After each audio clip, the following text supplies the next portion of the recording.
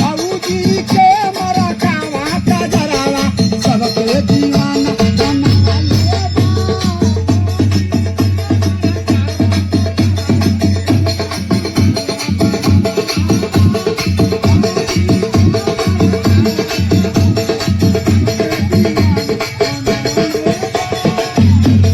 सबके दीवाना बनवले बा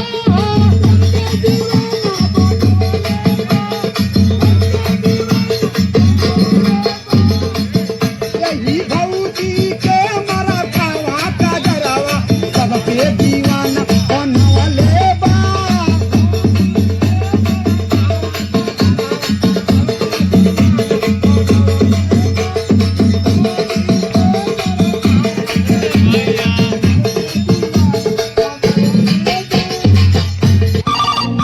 उठाइए ना,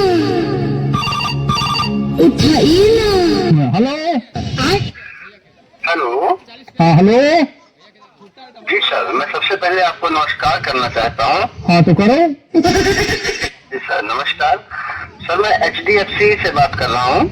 तो पहले उनसे बतवा लो। नहीं सर, मेरा कहने का मतलब मैं HDFC बैंक से बात कर रहा हूँ। अच्छा अच्छा हाँ। तो सर मैं ये पूछना चाहता हूँ कि आपका या आपके घर का कोई बैंक में खाता है?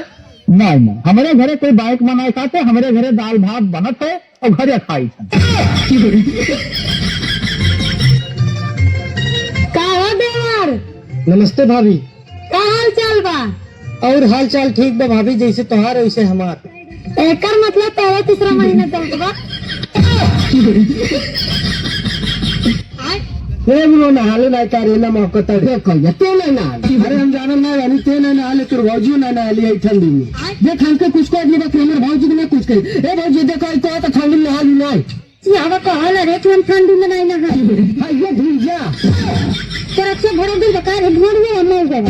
काहे ये लखन कच्ची आवा रे। देख बाबू ज्यादा बोलते ही इनके छुपा दे। अब हमको समझ में नहीं आता।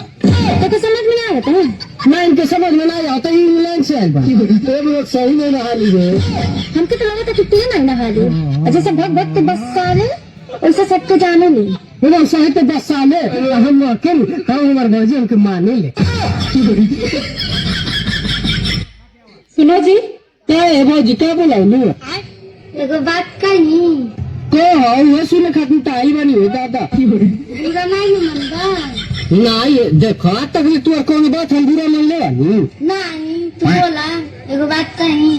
देखो कोई बात कौन है तुम चली पक्का बुरा नहीं मन बा। देखो तो हम देखो तुम कच्चा पक्का देखो लपेटे वाला काम काय करेंगे पक्का। हम ये कहल चाहत करती हाँ बताओ कि तू बहुत बड़ा मौगा है।